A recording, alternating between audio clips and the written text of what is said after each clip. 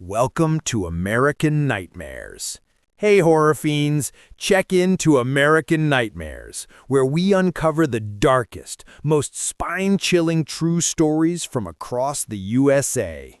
Tonight, we're stepping into haunted American hotels, where guests face terrors that linger long after checkout.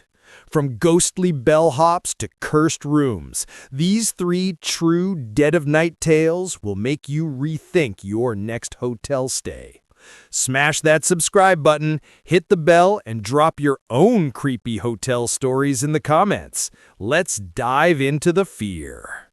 In the humid summer of 2019, Clara, a 29-year-old travel blogger from Seattle, booked a stay at the Hotel Sainte Marie in New Orleans' French Quarter. She'd heard whispers of Room 213's dark history, a murder-suicide in the 1920s where a jazz musician shot his lover and himself after a betrayal. Clara, drawn to haunted hotspots for her blog, saw it as a chance for viral content.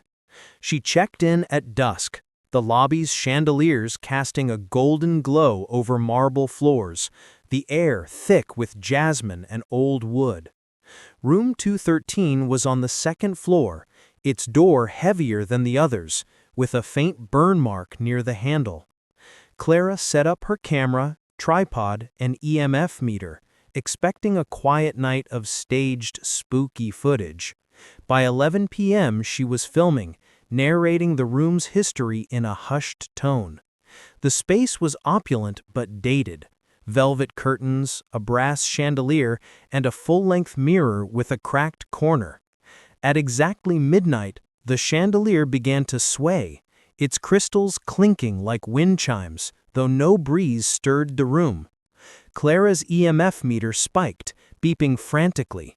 She laughed nervously, assuming faulty wiring, but her camera's live feed flickered, showing brief glimpses of orbs darting across the screen. Then the whispers started. Soft at first, like a conversation muffled by walls, they grew clearer, repeating her name, Clara, Clara. She froze, heart pounding, as the mirror reflected something impossible. A shadowy figure in a bellhop's uniform, its face blurred, eyes glowing green. She spun around, but the room was empty. The camera caught it too, the figure's face melting into a grotesque scream before vanishing. Clara's breath fogged the air, the room now freezing despite the humid night. She tried the door, it wouldn't budge, the handle ice cold and slick with condensation. The whispers turned to a low growl, words like stay and join us echoing from the walls. Clara's camera battery drained in seconds, its screen glitching with distorted faces. The chandelier swung faster, bulbs popping one by one, plunging the room into darkness. In the mirror, the bellhop reappeared, closer now, its hand reaching through the glass, fingers elongating toward her. Clara screamed, pounding the door, which finally gave way at dawn. She stumbled into the hall, gasping, as hotel staff found her, pale and trembling. The manager dismissed it as overactive imagination, but Clara's footage showed the orbs and the figure, unexplainable. Online, she found forums about Room 213. Other guests reported the same bellhop, tied to the 1920s tragedy, seeking new guests to trap. Clara hasn't returned to New Orleans. She says, "It knew my name. It wanted me to stay forever."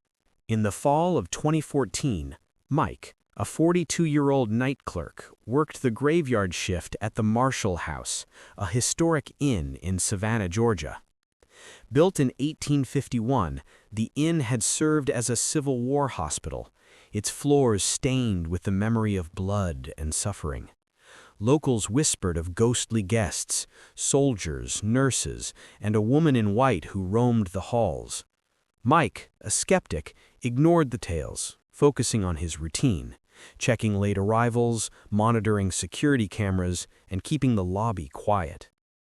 On a chilly October night, The inn was nearly empty, its oak-paneled lobby lit by a single chandelier. At 2 a.m., Mike was dozing at the front desk when he heard footsteps, slow, deliberate, echoing from the marble floor. He snapped awake, scanning the empty lobby. The guest book, open before him, now had a new entry: Elizabeth Harrow, Room 12, written in looping, old-fashioned script. No one had checked in. The last guest arrived at 9 p.m. Mike's pulse quickened. He checked the security footage, but the cameras showed only static for the past hour. Then came the laughter, a soft feminine giggle from the staircase. Mike grabbed his flashlight, its beam catching nothing but dust motes. The laughter grew louder, joined by whispers, as if a crowd had gathered just out of sight. He returned to the desk, where the guest book now had a second entry: Elizabeth Harrow, Stay Forever. The air grew heavy, smelling of ash and antiseptic. On the security monitor, a woman in a tattered white dress appeared, standing at the desk, then vanishing into a wall. Mike's breath caught. The wall was where Room 12's original entrance had been, sealed after a fire in the 1860s. He searched the inn's records, finding Elizabeth Harrow, a nurse who died in the fire, trapped while saving patients. Her laughter echoed again, now from the ceiling, as the chandelier flickered. Mike tried to leave, but the front door's lock jammed, the key bending in his hand. The laughter turned to a scream, and the guest book's pages flipped on their own, revealing names of long-dead guests. At dawn, the door unlocked, and Mike fled. He quit the next day. Former clerks later confirmed similar experiences: Elizabeth's name appearing, her laughter haunting the lobby at 2 a.m. The inn's website mentions its spirited history, but Mike knows better. He says, "She wasn't alone. The whole place is alive with them." In November 2016, Emma, a 31-year-old marketing manager, attended a conference at the Congress Plaza Hotel in Chicago, a grand but eerie landmark known for its hauntings. Built in 1893, the hotel had a grim past: suicides, murders, and a worker crushed in the elevator shaft in the 1930s. Emma, exhausted from a long day, decided to head to her room on the 12th floor at midnight.